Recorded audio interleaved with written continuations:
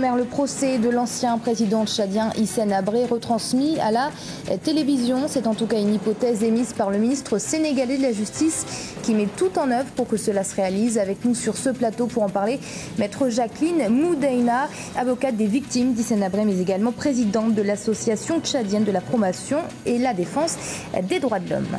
Le président camerounais Paul Biya était ce vendredi 15 novembre à Douala, le poumon économique du pays. Il y a procédé à l'inauguration de la nouvelle centrale à gaz de Logbaba.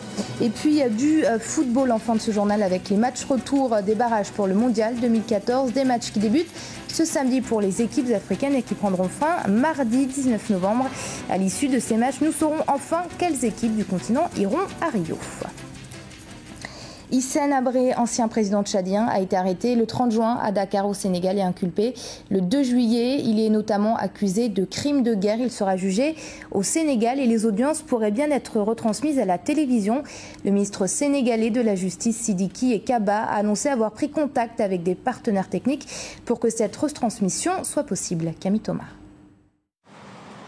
La date exacte du procès de l'ancien président tchadien Hissène Habré, qui se déroulera au Sénégal, n'est pas encore connue.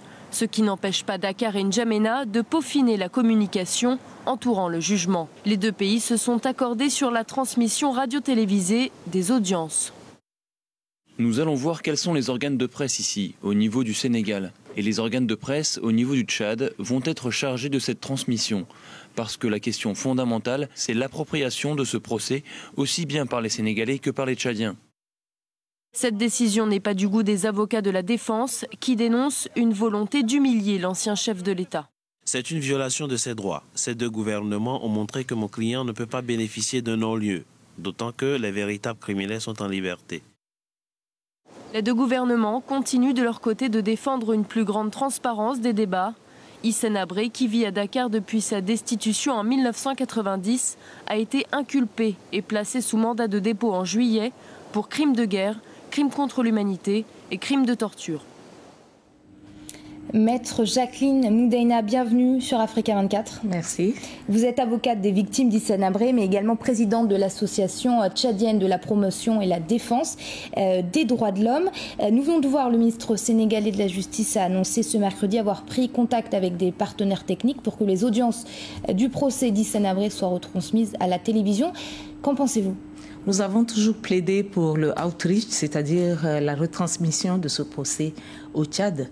Ça serait l'élément de taille dans ce procès-là, parce qu'il faut absolument que les Tchadiens qui sont très loin du Sénégal s'approprient, participent à ce procès-là. Donc la nouvelle est la bienvenue pour nous. Alors, à défaut de l'extrader, le Sénégal a donc eu l'ordre de poursuivre Hissène Habré. Selon vous, le Sénégal a-t-il les moyens, pas seulement financiers, mais aussi logistiques, d'organiser le procès d'un ancien président? Et est-ce qu'il l'a prouvé aussi? En ce moment, via les chambres africaines extraordinaires qui ont été créées depuis février 2013, tout est fin prêt pour pouvoir procéder au jugement de Hissène Habré.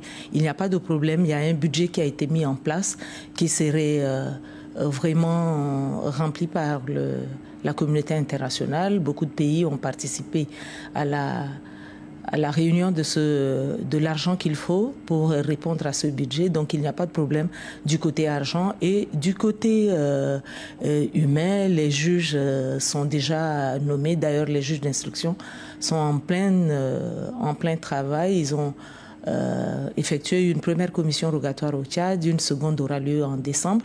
Et au niveau du jugement, il y aura également des juges qui seront nommés. Donc, il n'y a pas de problème. Il ne reste qu'à attendre la clôture des investigations des juges d'instruction et l'ordonnance de renvoi devant les juridictions de jugement.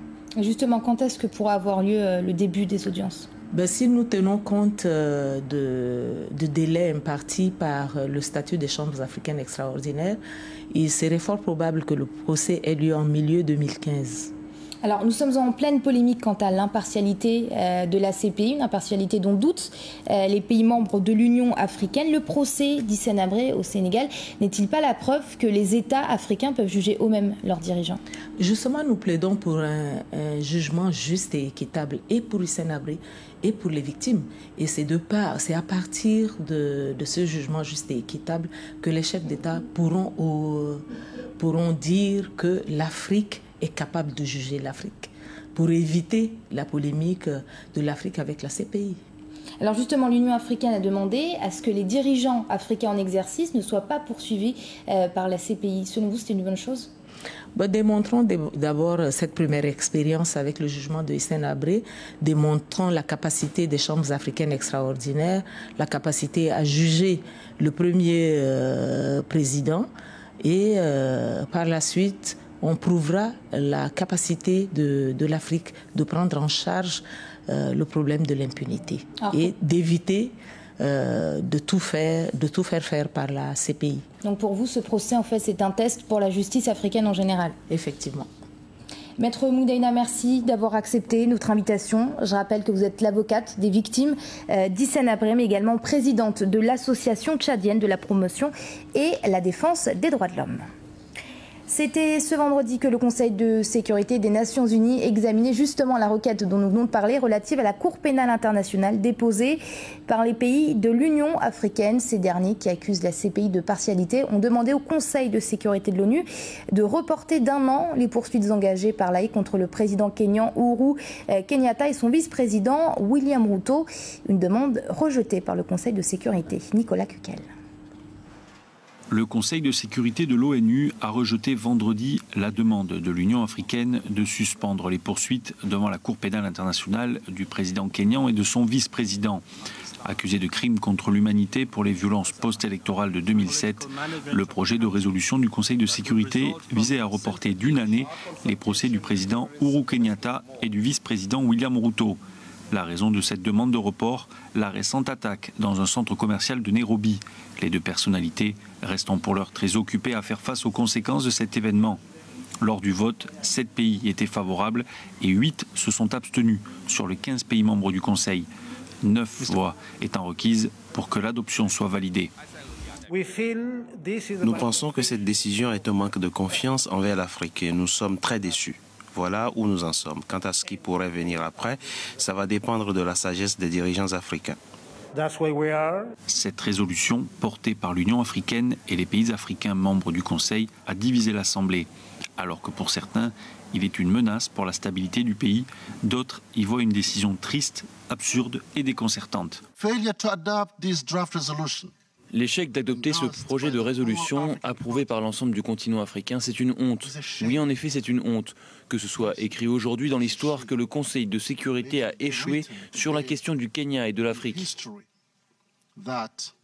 La Russie, le Pakistan, la Chine et les pays africains, membres du Conseil, ont soutenu cette résolution, tandis que les 7 pays membres permanents du Conseil de sécurité des Nations Unies, dont les États-Unis, se sont abstenus lors de ce vote. Le président camerounais Paul Biya a procédé ce vendredi à l'inauguration de la nouvelle centrale à gaz de Logbaba à Douala, un ouvrage dont le coût est estimé à près de 50 milliards de francs CFA et qui aura inévitablement des retombées importantes sur le plan social et économique. Un reportage de notre correspondant au Cameroun, Abdelaziz Adamias. Le président camerounais Paul Biya a inauguré ce vendredi la centrale à gaz de Logbaba à Douala. Une centrale qui va permettre de pallier au déficit d'énergie en gaz grâce à une production journalière de près de 1,4 million de mètres cubes.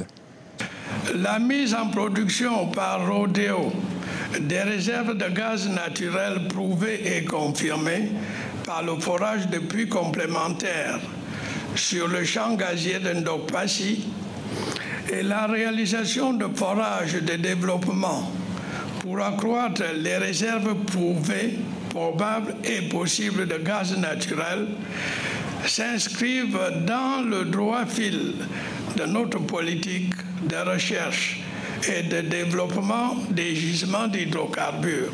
Le pays s'est engagé dans une vaste politique visant à rendre le Cameroun émergent à l'horizon 2035. Sur le plan économique, la centrale va d'ailleurs permettre d'accroître le développement industriel et l'investissement grâce à une augmentation significative et un moindre coût de l'approvisionnement en énergie. La centrale a une capacité de production journalière de 20 millions de mètres cubes. Actuellement, nous produisons 3,5 millions de mètres cubes. Nous avons une capacité de production appréciable et nous projetons doubler cette capacité d'ici à l'année prochaine. C'est un investissement important qui va impliquer d'autres acteurs, des sous-traitants, des entreprises camerounaises. Là, par l'effet de multiplication et d'associer ainsi d'autres entreprises, d'autres secteurs, là encore, c'est une perspective intéressante pour l'économie camerounaise. L'exploitation de la centrale à gaz de Logbaba va générer près de 75 milliards de francs CFA par an à l'État camerounais en termes de redevances et d'impôts. 100 emplois seront directement créés à plein temps dans le cadre de cette exploitation. C'est bientôt la fin du suspense. C'est en effet ce samedi que les matchs retour des barrages pour le mondial de football débutent pour les équipes africaines. Et c'est le Nigeria et l'Éthiopie qui ouvrent le bal. Les deux équipes doivent s'affronter à 15h GMT. Le dernier match verra quant à lui s'opposer l'Algérie et le Burkina Faso. Ce sera le 19 novembre à 18h15, toujours GMT. Guillaume Durand. Les 5 équipes africaines qui participeront à la Coupe du Monde de football 2014 au Brésil vont bientôt être connues. À partir de ce samedi 16 novembre et jusqu'au mardi 19 novembre se jouent les matchs retour des barrages, dernière étape pour accéder à la grande messe du football. Les Super Eagles du Nigeria, vainqueurs 2-1 à l'aller, reçoivent ce samedi l'Éthiopie. Ils partent favoris. L'Éthiopie voudra donner le maximum. Ce n'est pas le genre d'équipe qui reste derrière. Ils ont envie de gagner. Mais pour moi, c'est terminé. Nous sommes au Brésil. Il ne s'agit que d'une formalité. Je suis désolé de paraître sûr de moi, mais si nous avions perdu le premier match chez eux, ce serait différent. Le Sénégal tentera de créer l'exploit en terrain neutre au Maroc après sa défaite 3-1 en Côte d'Ivoire. La rencontre entre le Cameroun et les Aigles de Carthage sera pleine de suspense ce dimanche 17 novembre après le match nul 0-0 entre les deux équipes en Tunisie. Rencontre indécise également entre l'Algérie et le Burkina Faso, victorieux 3-2 à domicile et qui essaiera de se qualifier pour sa première phase finale de Coupe du Monde. L'Algérie de son côté était de l'aventure en Afrique du Sud en 2010 et veut cette fois-ci inverser la tendance pour s'envoler pour le Brésil. On connaît le Burkina, on a vu au match aller qu'ils ont des qualités offensives énormes avec des grands joueurs.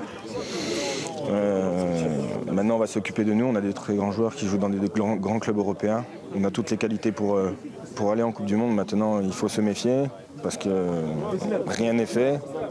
C'est loin d'être acquis, donc à nous de bien travailler cette semaine pour remporter ce match.